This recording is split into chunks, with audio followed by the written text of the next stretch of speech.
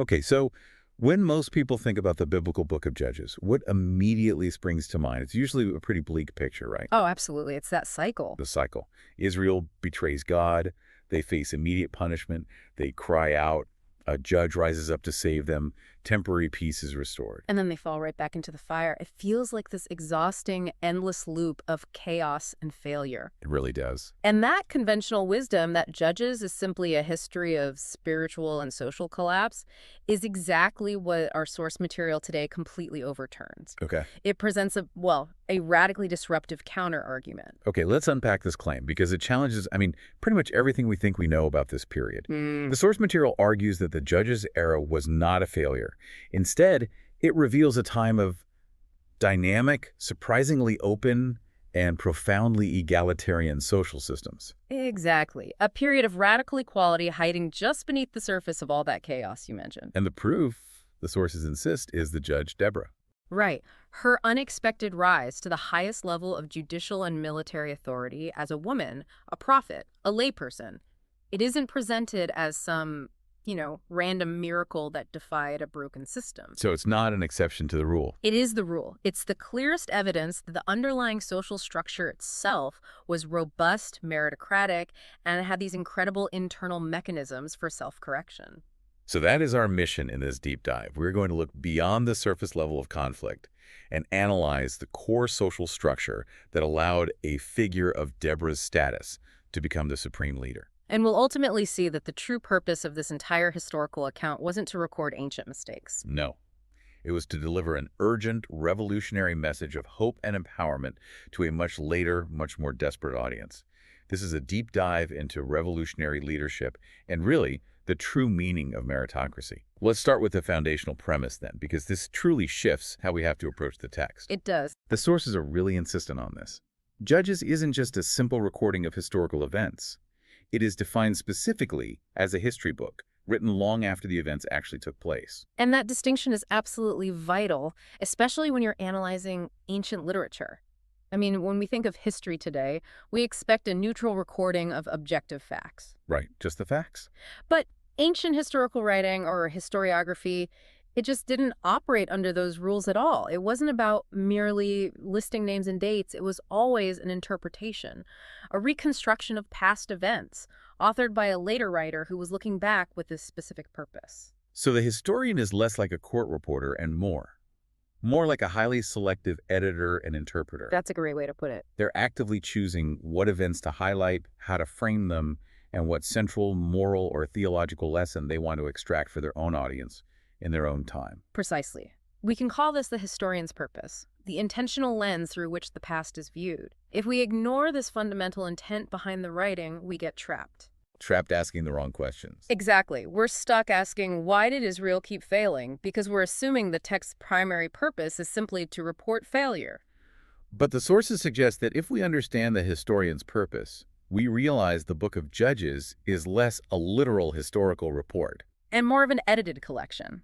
Perhaps even a public address or a sermon, something specifically crafted to convey a crucial message to its readers. And that message is what? By looking at these past events, we must realize this lesson and take this action today. For us now. For us now. The focus of the ancient writer was often less on the objective, what happened, and far more on the existential, what does this mean for us? So therefore, our deep dive needs to stop focusing solely on the individual failures, the individual betrayals and the instances of idolatry. And instead focus on the underlying social system that the author is highlighting, a system that somehow, against all odds, managed to survive and find genius leadership even in the middle of all that chaos. Okay, let's transition straight into that systemic analysis. Because if the conventional view holds that this era was one of total collapse, politically, militarily, spiritually, the society should have just dissolved entirely. It should have. But it didn't. And the key, it seems, lies in understanding the failure of the established authority. The society should have collapsed, especially given the catastrophic leadership vacuum. I mean, the traditional religious authorities, the priests and the Levites, who were supposed to be the spiritual backbone of the nation, they were largely dysfunctional. The later parts of the book show this with some really harrowing examples of moral decay. They were barely performing their functions. They failed to step up as effective leaders during these widespread crises. And this sounds like the core problem was what the source calls the limit of heredity. Their authority was fixed. That's the crux of the argument. The established clergy's authority was based purely on succession, on their birthright. And while hereditary leadership can provide tremendous stability during, say, peaceful times, it also imposes limits. It creates this rigid structure that often fails to produce dynamic leaders when a society faces complex, shifting crises. They were constrained by the expectation of their status. Exactly. And they failed to address the urgent problems of the age because they lacked the necessary wisdom or, frankly, the political will. So if that inherited system failed to adapt, what unique mechanism within Israelite society stepped up to fill that void?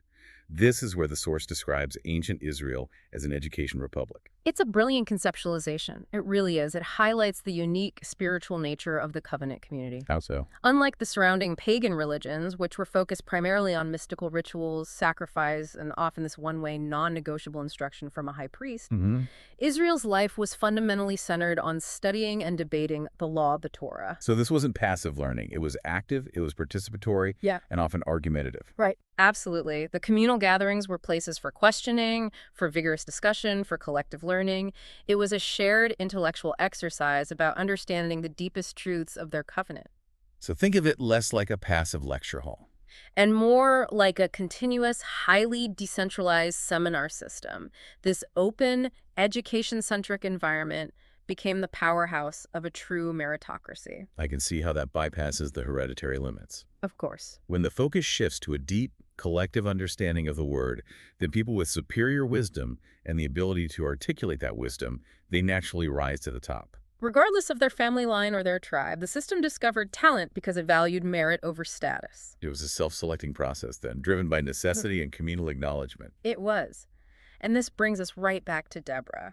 Her emergence, a married woman, a layperson, not from the priestly line, is the strongest possible proof that this dynamic system was fully operational and alive. I had to pause here, though, and just push back a little on the term radical equality.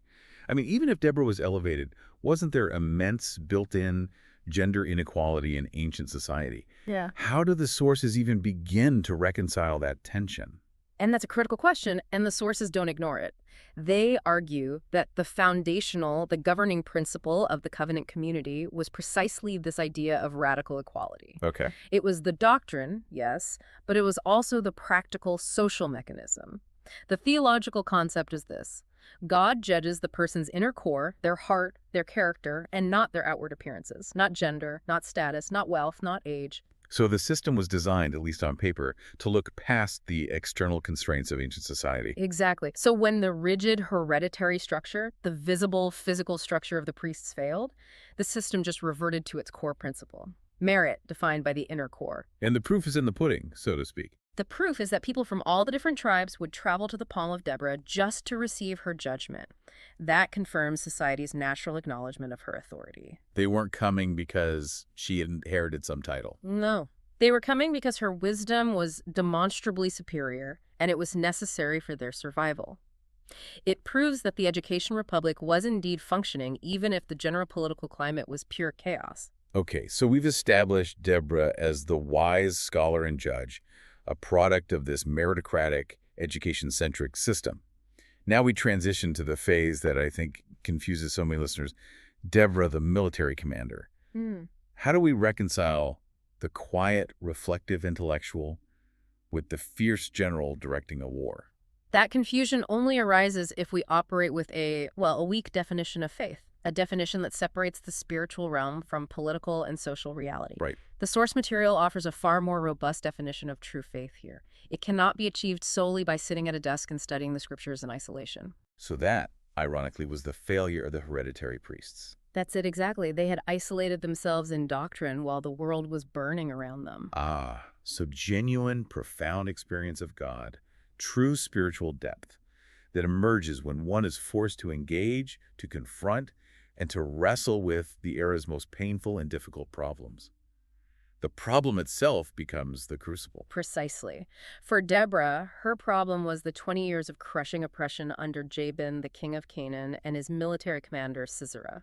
So true faith meant seeing that suffering. Seeing it, recognizing the injustice as a spiritual issue, and actively applying her wisdom to solve the political and military disaster. She didn't view her knowledge as something to be preserved in an ivory tower. She viewed it as a tool for liberation. This is a really powerful critique of any kind of sort of isolationist spirituality. It is a profound critique. The source sharply criticizes the attitude of seeking only personal spiritual peace, personal quietude, or salvation, while deliberately ignoring the visible suffering and injustice of the world. But it calls that what? It labels this approach the mark of a false prophet, someone who is looking for a spiritual escape route rather than true spiritual engagement. Wow. If God's heart is fundamentally aligned with the oppressed and the marginalized, then moving away from them is moving away from God. And Deborah clearly wasn't isolated. She succeeded because she was unified with the divine purpose in a way that it encompassed the political reality. Yes. The sources call this the three unities. And we need to spend some time on this because it defines the Sasa, or the person of God, who is truly effective. Yes. These three elements are, they're non-negotiable for success. Okay, let's start with spiritual unity. What does that actually entail for Deborah? Spiritual unity means aligning one's ultimate spiritual objective directly with God's ultimate objective. For Deborah, this wasn't some abstract pursuit of holiness. It was the concrete realization that God's objective in that moment was the immediate liberation of Israel from Canaanite oppression. So her spiritual focus became synonymous with a political solution. Absolutely. She wasn't praying for vague blessings. She was receiving the divine imperative to act. And the second unity, unity of mind-heart. This is the emotional and the intellectual alignment. It means feeling the pain of the oppressed exactly as God feels it, sharing that divine empathy. It requires rejecting complacency and letting the suffering of the era become the central motivating force in her mind. This unity is what gave her the political will to lead. She wasn't just observing the oppression, she was internalizing the despair of her people. That makes sense. The mind and heart are focused on the problem. But the third unity, unity of method, this is where the rubber meets the road, isn't it? It connects spiritual insight to practical reality. Exactly. This is the crucial leap. Unity of method means that the practical strategy used to solve the problem must be as sound, wise, and effective as possible. So no magical thinking. It means refusing to rely on magical thinking or irrational emotional zeal. It demands that spiritual vision results in a cold, calculated, and meticulously planned strategy. Only when all three unities, spiritual objective, emotional drive, and practical method, are perfectly aligned can a leader move forward effectively. So let's delve into that method unity, because this is where Deborah's story really counters the classic image of faith-based warfare as something reckless or irrational. Right. Her faith didn't lead her to ignore reality. It led her to analyze it with devastating clarity. When people imagine faith-based warfare, they often picture the leaders just, crying out to God and charging blindly into battle. Yeah. Deborah did the exact opposite. Her victory was secured through meticulous, realistic threat analysis and some really sophisticated military planning. And we have to first remind the listener of the sheer terror and intensity of the oppression she was facing. The sources emphasize the depth of the suffering by painting a very specific picture of daily life. Imagine living for 20 long years under constant threat. The sources tell us the suffering was so extreme that the Israelites couldn't use the main roads. Couldn't use the roads. They had to hide and travel only on small side paths or foot trails because if they were visible, they risked immediate capture, harassment, or death. 20 years of fear, of constantly looking over your shoulder, of economic strangulation because you can't move goods safely, that fuels an incredible desire for liberation. That level of oppression defines the kind of desperate force Deborah needed to rally. It does. Her first strategic move was not theological, it was tactical. She identified and rallied the tribes most intensely affected, Naphtali and Zebulun. Why them specifically? These were the people with the strongest will to fight. They were already radicalized by 2 decades of terror. This was a critical choice, focusing resources on the willing and the committed, rather than trying to garner passive support from all 12 tribes. But the existential threat remains. The enemy's main weapon, the 900 iron chariots. I mean, that is a truly formidable military force. 900 chariots were, by every measure, the ancient equivalent of a modern heavy armor division. They're tanks. Literally tanks. They represented overwhelming force superiority. They made any typical infantry charge on flat ground completely suicidal. Any competent military general would have looked at that disparity, foot soldiers versus 900 tanks, and determined the war was unwinnable. They were, in a very real sense, the invincible weapon of their age. And here's where Deborah, utilizing her deep wisdom and her commitment to reality, that method unity identifies the enemy's single fatal flaw. The Iron Chariots had an Achilles heel terrain. Okay. They are useless in the mud. Deborah knew this, and her plan was brilliant in its simplicity and its timing. The tactic was to lure Sisera's entire chariot army down to the flat, open ground near the Kishon River basin. But wait, the flat ground is where they're strongest. That seems like an enormous gamble. It's a gamble informed by a deep meteorological and topographical knowledge of the region, combined with a faith that understood God uses natural means to accomplish divine goals. So the timing had to be perfect. Perfect. The plan was to launch the attack precisely when heavy rain was guaranteed to strike, causing the Kishon River to flood and transforming the flat ground into thick, impassable mud. And chariots stuck in the mud. They become metal coffins for their riders. They're useless. So this wasn't a desperate charge that happened to be saved by a spontaneous miracle. Not at all. It was a sophisticated military operation based on superior intelligence and leveraging the environment. It proves the source's claim, then. Faith is not about ignoring reality or demanding some fantastical intervention. No, faith is the power that allows one to analyze reality more coolly, more deeply, and more comprehensively than the enemy can. It enables the leader to find the one effective solution that utilizes the natural world and the political will of the people. It's the highest expression of applied wisdom. The stage is set for the battle. Deborah commands Barak, the chosen military commander, to take his 10,000 men to Mount Tabor. Barak agrees to go, but only if Deborah comes with him. He says, "If you go with me, I will go. But if you do not go with me, I will not go." And this exchange is where the conventional reading often just completely falls apart. Most interpreters immediately label Barak as weak, as lacking courage, or suffering from a crisis of faith. Right, the immediate reaction is, he needs his mommy to hold his hands. Exactly. But the source material radically overturns this interpretation. It claims that this response was evidence of the single most important virtue for anyone doing God's work: self-negation. Self-negation. Self-negation or self-emptying, the complete prioritization of the mission over the self. Okay, so how does that play out? When Deborah agrees to go, she gives him a clear, severe warning, which serves as a powerful spiritual test. She says, "I will certainly go with you, but if I do, the glory you seek in battle will not go to you. Instead, the Lord will deliver Sisera into the hand of a woman." Now, in the ancient world, especially for a military leader, this is the ultimate threat. I mean, glory was everything. It dictated your legacy, your honor, your political power. Everything. A typical general, driven by the honor of war and securing his legacy, would have rejected that condition immediately. He would have insisted, "No, I must go alone to ensure the victory and the glory are mine." But Barak's response? Barak's response is profound. He ignored the warning entirely. His actions signaled that whether his name was known, whether his victory was overshadowed, or whether the entire community credited the victory to a woman, none of that mattered. The successful liberation of Israel was the paramount goal. So, his condition wasn't cowardice at all.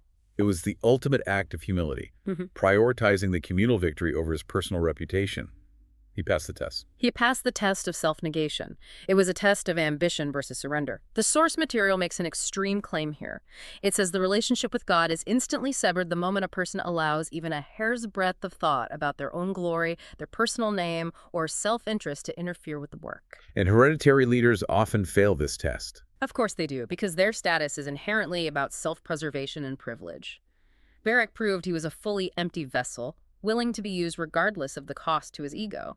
He recognized that the source of true authority, which was Deborah, the judge chosen by the meritocratic system, was more important than his own military rank. And she selected him because she recognized this potential for self-emptying in him. A self-promoting leader would have derailed the sophisticated strategy with personal ambition. Barak, by accepting the condition, became the exemplary instrument, a true model of the servant leader. Wow. This reframing changes Barak from the weak link in the story to perhaps the most spiritually exemplary figure among all the military leaders in the book. And the story structure itself, it just keeps reinforcing this revolutionary message of access to leadership. It really does. The victory is framed entirely by women. It begins with the female prophet and judge, Deborah, and the final definitive act of the war is carried out by another woman, Jael. It is a shocking and deeply deliberate narrative frame. It is the ultimate declaration of the Age of Women, dictating the most important political and military outcomes of that era. And this framing is essential to understanding the historian's purpose. Let's detail that intense conclusion because it's often glossed over, I think. The general, Sisera, he flees the battlefield after his tanks are neutralized by the mud and the ensuing slaughter. Right. And he seeks refuge at the tent of Jael, the wife of Heber the Kenite. And Jael, who is technically aligned with Israel's enemy, the Kenites were often neutral parties, she invites Sisera into her tent, assures him of his safety, and gives him a drink, possibly milk or water to make him drowsy, and she covers him up. Amen. Once he is deeply asleep from exhaustion, she takes a tent peg and a hammer, and she drives the stake directly through his head, pinning him to the ground. It is an intensely violent, decisive, and personal act of assassination that removes the supreme enemy commander from the battlefield permanently. So the sequence Deborah provides the strategic genius and the political will. Jael provides the final personal execution is just an incredibly powerful statement. And we must return now to the context in which this book was written. The Babylonian exile. The Babylonian exile. The people of Israel were defeated. Their temple was destroyed. They were prisoners in a foreign land. They were suffering total political and spiritual despair. They felt utterly powerless. They were the ultimate hopeless audience. Exactly. So the historian writing Judges is deliberately reaching back past the failures of the monarchy, past the corruption of the priests, to the most dynamic, open, and meritocratic era they could find. An era where hereditary leaders failed, but the common people, especially those who were socially marginalized, rose up to save the nation. This narrative becomes a revolutionary call to action, then, aimed directly at a desperate, captured population. The writer is effectively shouting to the exiles, "Look back. Your God and your system bypass the establishment entirely. You are not restricted by your current desperate circumstances." Action for the nation is unrestricted by gender, status, or tribal line. Exactly. It speaks most powerfully to the women in exile, reminding them of Deborah and Jael, and to the disheartened men, reminding them that even the most powerful general needed to demonstrate self-negation to succeed. So it transforms the text from just a record of past mistakes into an exhortation. An urgent one. Become the Deborah of today. Become the Jael of today. Do not let your status as exiles or commoners stop you from finding the necessary genius to save us. The message is a profound declaration of hope. The system, even when it was chaotic, was never broken if the people retained their commitment to merit and radical equality. The true structure was just waiting to discover the talent, even if that talent was a woman sitting under a palm tree. This deep dive has done exactly what the sources promised it would. It has fundamentally shifted our perspective. We've moved from viewing the Judges era as one of simple chaos and failure to recognizing it as a period defined by radical equality, a dynamic leadership selection process, and a form of realistic applied faith that engaged directly with political and military reality. And if we take the source material's conclusion seriously, that true spiritual purpose is only found by confronting and wrestling with the most severe problems of our era, just as Deborah faced the 20 years of Canaanite oppression. Then we are left with a massive, unavoidable challenge for our own time. A huge one. We must identify our own contemporary 900 iron chariots. What are the massive, systemic, deeply painful problems of our current age political, environmental, social personality that we as people of knowledge and insight are seeking to ignore by retreating into personal, isolated peace or abstract internal study? It's a challenging question. If the highest calling of wisdom and faith is to apply that insight to find the most cold, calculated, and effective strategy against the tanks of today, then what crisis must we face directly instead of avoiding? The ultimate test of faith Is found in the willingness to stop observing the pain and start dismantling the system that causes it. That's a powerful challenge. For the learner listening today, the question remains. When you look at the greatest source of suffering around you, are you allowing your faith to inform a calculated method of action, or are you seeking the spiritual peace of the false prophet? What are you willing to sacrifice, even your own glory, to face the chariots? Think about that until the next time we dive deep.